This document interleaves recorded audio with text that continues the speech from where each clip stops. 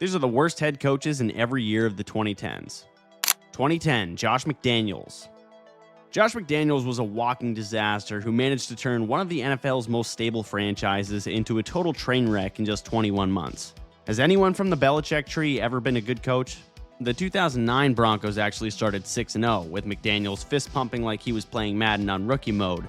But then reality hit. He went 5-17 after that, completely losing the locker room, the fan base, and eventually his job. But 2010 was special. If there's one thing McDaniels should have learned from Bill Belichick, it's how to cheat without getting caught. Instead, he illegally videotaped a 49ers practice in London, got caught, and then tried to pretend he had no idea what was going on. The NFL didn't buy it, and he was fined $50,000 for his very own Spygate scandal. And at that point, he had already worn out his welcome in Denver. McDaniels, a self-proclaimed quarterback guru, decided the future of Denver football was Tim Tebow. In the first round, scouts saw Tebow as a project at best, but McDaniels thought he could mold him into a superstar. He traded up to grab Tebow 25th overall, passing on actual NFL quarterbacks like Colt McCoy and Jimmy Clausen. Okay, so maybe that's a stretch, but still, trading up to grab Tim Tebow in the first round, big mistake. McDaniels came in with a my way or the highway approach, and it turns out the highway was a lot more appealing. He immediately clashed with Jay Cutler, who forced a trade before McDaniels even coached a game. He shipped out Brandon Marshall to Miami, and Peyton Hillis to Cleveland for Brady Quinn. By 2010, the Broncos had no identity and one of the worst rosters in the league. The 3-9 start in 2010 was brutal, but the Spygate scandal sealed his fate. He was fired after Week 13, making him one of the only coaches in franchise history to get canned mid-season. McDaniels somehow managed to get another head coaching job a decade later, with the Raiders. Some franchises never learn. 2011, Steve Spagnuolo. If you ever need proof that being a great coordinator doesn't always mean you'll be a great head coach, look no further than Steve Spagnuolo's tenure with the St. Louis Rams. The guy went from engineering the Giants' Super Bowl winning defense in 2007 to leading the Rams to a historically awful 10-38 record over 3 seasons. By the time 2011 rolled around, the Rams were a football crime scene. They finished 2-14, which is standard terrible coach territory. But what makes Spags' 2011 team uniquely terrible is how non-competitive they were. Their point differential was negative 214, meaning they got outscored by an average of 13.4 points per game.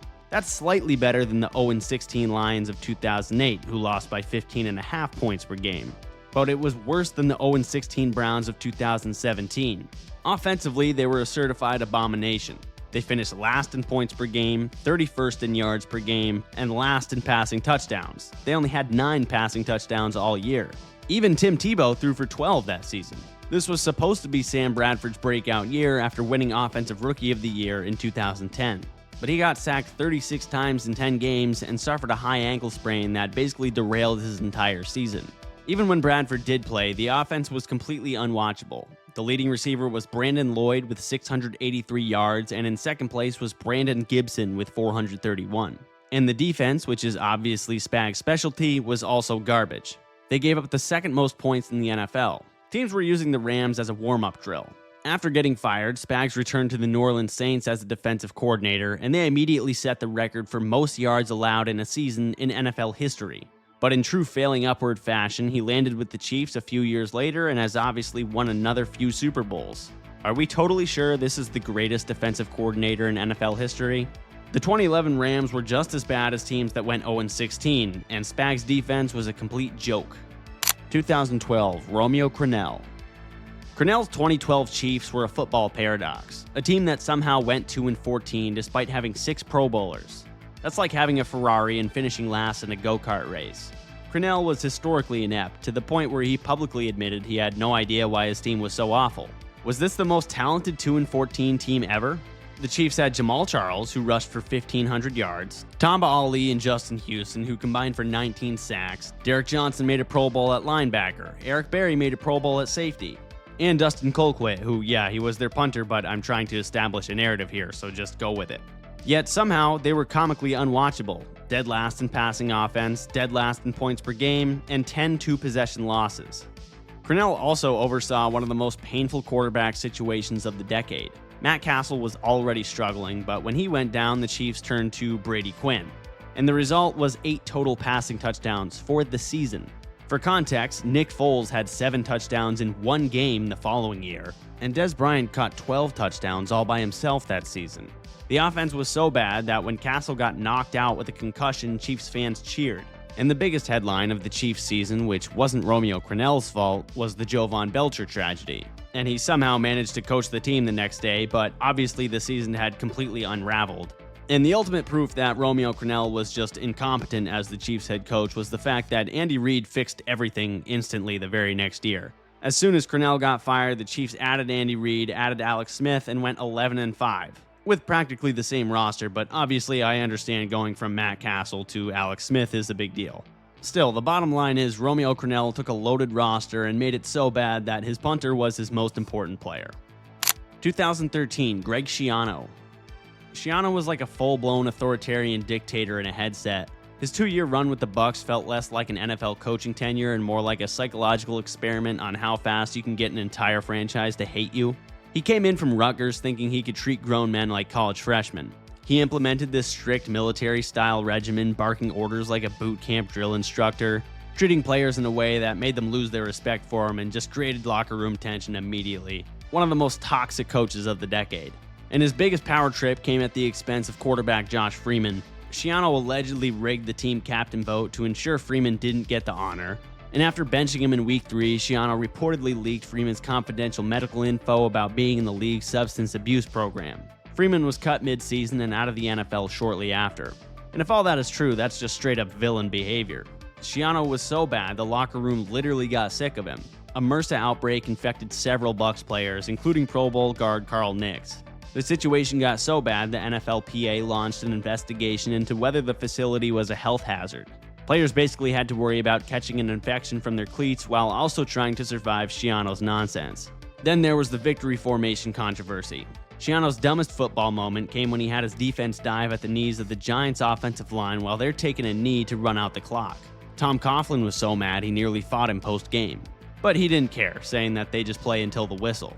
Obviously, no one else agreed because it was a cheap shot, and that's Bush League when you're playing in the NFL. By midseason, the entire locker room hated him. Darrelle Revis reportedly cursed him out in a meeting, and players anonymously trashed him to the media all season long. Their final record was 4-12, and Schiano was out the door. He became probably the most hated coach in Bucs history. Fired after 2 seasons, never sniffed another job in the NFL, and went right back to college. He made the Bucs actively miserable, gave them an infection, and nearly got into multiple fights with his own team and opponents. He was so bad, he made Tampa Bay grateful for Lovie Smith. 2014, Marc Trestman. If Josh McDaniels was a cocky fraud, Greg Schiano was a power-hungry dictator, and Romeo Crennel was a confused grandpa, then Marc Trestman was a substitute teacher who lost control of the classroom within 5 minutes. His 2014 Chicago Bears were an all-time embarrassing circus that had locker room fights, benchings, leaks, and gave up 50 points multiple times. By the time it was over, Trestman looked less like a coach and more like a lost accountant who had accidentally wandered onto the sideline. Trestman was supposed to be an offensive genius who would elevate Jay Cutler into an elite quarterback. Instead, Cutler went in the other direction. Brandon Marshall got so frustrated he reportedly fought kicker Robbie Gould in a post-game meltdown. The team leaked inside information to the media, trashing Cutler and questioning Trestman's leadership, and the defense openly quit. Trestman's Bears became one of the worst defensive units in modern history under coordinator Mel Tucker. They gave up 50 points in back-to-back games. The Patriots dropped 51 on them in Week 8, and then the Packers put up 55 while Aaron Rodgers threw 6 touchdowns in the first half. Trestman was so desperate to save his job that he did the unthinkable. He benched Jay Cutler for Jimmy Clausen, one of the worst quarterbacks of all time, in Week 16. Clausen finished the game 11 for 23 before getting concussed. At this point, the Bears' offense, what was supposed to be a strength under Trestman, wasn't even functional anymore. By the end of 2014, he was a broken man. He'd gone from being a supposed QB guru to the helpless professor in a college movie watching his students throw a kegger in the lecture hall. The Bears finished 5-11, and Trestman was fired after just 2 seasons. His legacy was he made Jay Cutler worse, he benched Cutler for Jimmy Clausen, and he lost the locker room so badly that players fought each other. One of the worst things to ever happen to the Chicago Bears. 2015, Jim Tomsula. Tomsula might be the most lovable disaster of the 2010s. While guys like Schiano and McDaniels failed because they were arrogant, Tomsula failed because he was completely out of his depth. He was like the world's most confused stepdad trying to manage a group of alpha males while accidentally farting in a press conference. The 49ers went from Jim Harbaugh, who's a fire-breathing psychopath that took them to 3 straight NFC championships, to a D-line coach who looked like a confused mall Santa and sounded like he was mumbling through a mouthful of mashed potatoes. When the Niners fired Harbaugh, they had their pick of real candidates, but instead they hired Tomsula, a glorified assistant with no head coaching experience beyond 1 game as an interim coach in 2010. In his introductory press conference, he was sweating bullets, stumbling through sentences, and somehow made less sense than Mike McCarthy explaining analytics. He also had this list of the most bizarre odd jobs of all time, but at least he seemed nice, and that's where the problem started. The 2015 49ers had one of the worst off seasons in NFL history. Patrick Willis, retired. Chris Borland, retired.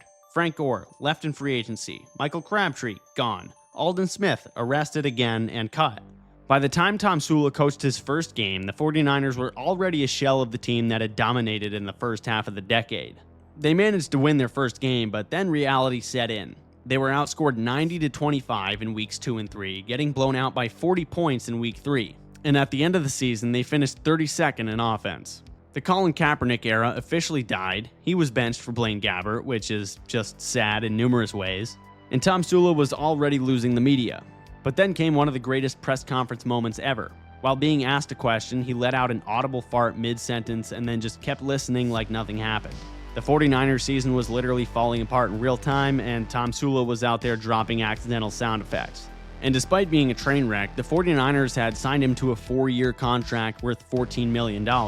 When he got fired after just 1 season, he still walked away with the full value of his contract. But the funniest part is, unlike other bad coaches, no one actually hated Jim Tomsula. He was too nice and too clueless to be a villain. Was he in over his head? Absolutely. Was he the worst 49ers coach in history? Maybe. Mike Singletary might have something to say about that. Did he somehow become a meme legend in the process? 100%. Tomsula was never really an NFL head coach. He was a sitcom character accidentally hired for the job. And for that, we salute him. 2016, Jeff Fisher. Jeff Fisher's entire coaching philosophy boiled down to one simple goal: go 7-9 at all costs. The problem in 2016 was the fact that even 7-9 was ambitious. Fisher was the ultimate master of mediocrity, a guy who somehow spent 22 years as an NFL head coach without accomplishing anything notable outside of losing a Super Bowl 2 decades earlier. But in 2016, he imploded spectacularly, putting on a coaching performance so bad that the Rams instantly became Super Bowl contenders the very next year after he was fired. Before the season even started, the Rams quietly gave Fisher a 2-year contract extension. This was a team that hadn't had a winning record in over a decade. Fisher had gone 7-9, 6-10, and 7-9 in the previous 3 years. So naturally, the Rams front office said, yes, more of that, which made zero sense at the time and looked even worse when the season started. The Rams had just drafted Jared Goff with the first overall pick, obviously a potential franchise quarterback. Fisher, in his infinite wisdom, decided that the best way to develop Goff was to not let him play. So he started Case Keenum for the first 9 games. Keenum responded by leading the NFL's worst offense. And when Fisher finally started Goff, he looked completely unprepared, going 0-7 to finish the year. By midseason, Fisher was at war with his own team. He feuded with Rams legend Eric Dickerson, banning him from the sidelines for criticizing the team. And in Week 14, Fisher officially tied Dan Reeves for the most losses in NFL history with 165. So the Rams rewarded this legendary milestone by firing him on the spot. His final game was an embarrassing 42-14 loss against the Falcons, a fitting farewell to a man who built his career on fielding the most forgettable teams possible. The greatest indictment of Fisher's coaching? The fact that the very next year, Sean McVay took the same roster and went 11-5. And the season after that, they were in the Super Bowl. For years, Jeff Fisher stubbornly clung to mediocrity. But in 2016, even that was out of reach. Terrible offense, no development for Goff, a feud with a franchise legend, and an all-time losing record. 2017, Hue Jackson. Some bad coaches have one awful season and get fired. Others stick around a little bit too long before getting the boot. But Hue Jackson? Hue survived an entire 3-year stretch of football so bad it should be illegal. His 2017 Browns went 0-16 and became one of the most embarrassing teams in NFL history. But what made Hue's failure so special wasn't just the losing. It was his unmatched ability to deflect blame, throwing others under the bus, and acting like none of it was his fault. Let's take a moment to really appreciate Hue Jackson's 1-31 record from 2016 to 2017. No other coach in modern NFL history has ever been that bad over 2 seasons and then survived to get a 3rd season. Hue won 1 game during this time, while Bill Belichick won 27. The best part was the fact that he acted like none of it was his fault, constantly throwing the front office under the bus for not giving him enough talent and insisting the team was improving even as they lost 16 straight. The Browns had Deshaun Kaiser as their quarterback prospect, and Hue proceeded to ruin him completely. Kaiser threw 22 interceptions and never started another NFL game after leaving Cleveland. Duke Johnson, wasted. David Njoku, barely used. Myles Garrett had a good rookie year, but the defense was still a joke. They lost in overtime twice and turned the ball over in the worst moments possible. Hilariously, before the season, Hue guaranteed the Browns wouldn't be bad again. He said if they go 1-15 again, he'll jump in Lake Erie. Since they went 0-16, he was technically right, but instead of backing out, he literally jumped into Lake Erie in 2018. Fans celebrated like it was a championship, and it was probably the highlight of his coaching career. The Browns mercifully fired Hue in 2018, and he didn't shut up about it. He went on a media tour claiming he was set up to fail, said Baker Mayfield was the reason he got fired, and claimed he was sabotaged and never had a fair shot. Meanwhile, Cleveland immediately improved the second he left. They went 5-3 after firing him, and Baker Mayfield started balling out. When it was all said and done, Hue Jackson went 3-36 over 3 seasons and blamed everyone but himself. 2018, Steve Wilks. Some bad head coaches cause total chaos, but Steve Wilks was so forgettable that most Cardinals fans probably don't even remember he existed. His 2018 Cardinals were a complete non-factor. The offense was historically bad, the team had no identity, and by the time Wilks got fired after just 1 season, nobody really cared. It was like firing the substitute teacher who spent the whole semester just showing movies every day. The 2018 Cardinals certainly weren't supposed to be great, but they at least had some talent. Larry Fitzgerald was coming off an 1,100-yard season. David Johnson was 2 years removed from leading the league in scrimmage yards. They had a solid defense featuring Patrick Peterson and Chandler Jones. And the number 10 overall pick, Josh Rosen, was a highly regarded quarterback prospect. But they ended up being the worst team in football, and Wilks had accomplished absolutely nothing. He handpicked Mike McCoy as his offensive coordinator, and McCoy immediately designed the worst offense possible. Dead last in total yards, dead last in passing yards, dead last in rushing yards, dead last in points per game. Rosen was supposed to be the future of the franchise. Instead, Wilks and company broke him beyond repair. After 1 season, the Cardinals decided Rosen was beyond saving and dumped him for Kyler Murray, which was obviously the right choice. Wilks lasted precisely 1 season, finished 3-13, got outscored by 200 points, and the team never looked remotely competitive. The Cardinals then hired Cliff Kingsbury, who had just been fired from Texas Tech, to replace him. And just like that, his head coaching career was over. He was just as irrelevant as he was bad. 2019, Freddie Kitchens. Freddie Kitchens was the football equivalent of winning the lottery and then immediately setting the money on fire. The 2019 Browns had sky-high expectations, a roster so loaded with talent, some people even picked them to represent the AFC in the Super Bowl. Then Freddie Kitchens showed up in a hoodie that said Pittsburgh started it and coached like he just learned about football last Tuesday. After the firing of Hue Jackson, the Browns had a choice: hire a hot coaching candidate from outside the organization or roll with Freddie Kitchens, a guy who had never even been a coordinator until halfway through 2018. They picked Kitchens over Kevin Stefanski, which is like choosing a Waffle House cook to run a Michelin star restaurant instead of Gordon Ramsay. This Browns team had Baker Mayfield coming off a record-setting rookie season, Odell Beckham Jr., who was still considered one of the best receivers in the league at the time, Jarvis Landry, Nick Chubb, Myles Garrett, and a solid defense. On paper, they looked like a contender, but instead they went 6-10. Freddie Kitchens took what might have been a Ferrari and drove it right into a ditch.